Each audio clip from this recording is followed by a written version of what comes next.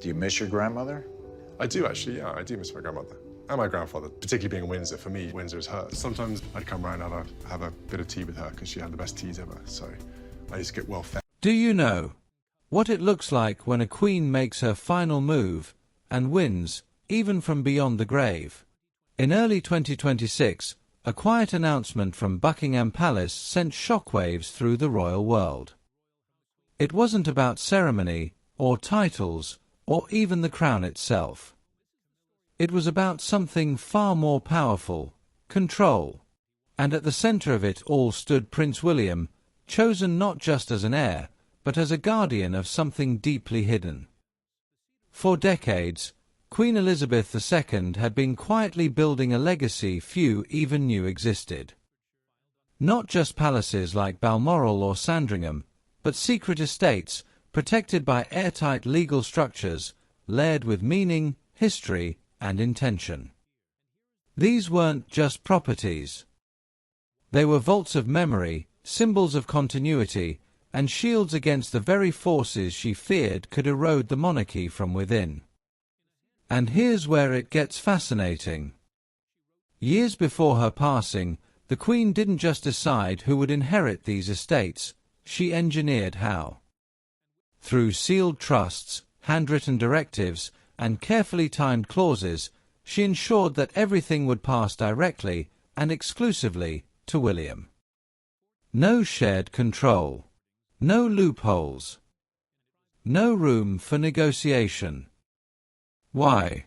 Because she had been watching. She had seen the shifting priorities within her own family.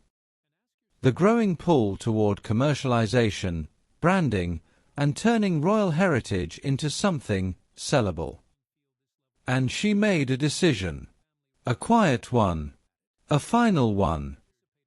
William wasn't chosen because he was next in line. He was chosen because he showed something rare: restraint. While others imagined luxury resorts or branded experiences, he spent time walking through archives, preserving letters, understanding history. No cameras. No headlines. Just stewardship.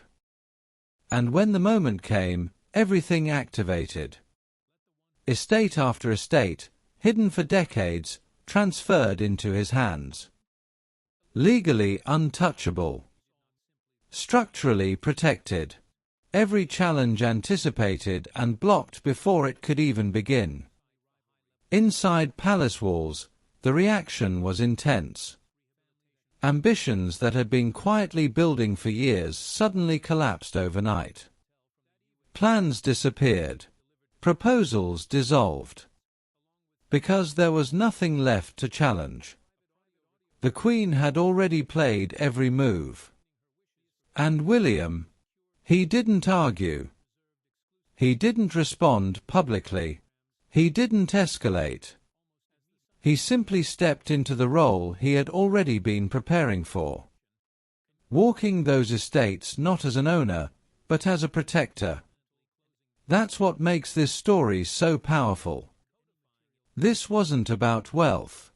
It wasn't about inheritance in the traditional sense. It was about legacy, protected with precision, passed with purpose. In the end, Queen Elizabeth II didn't just leave behind land or titles. She left behind certainty, and in doing so, she ensured that the future of the monarchy wouldn't be shaped by ambition, but by stewardship. That was her final move. And it was flawless.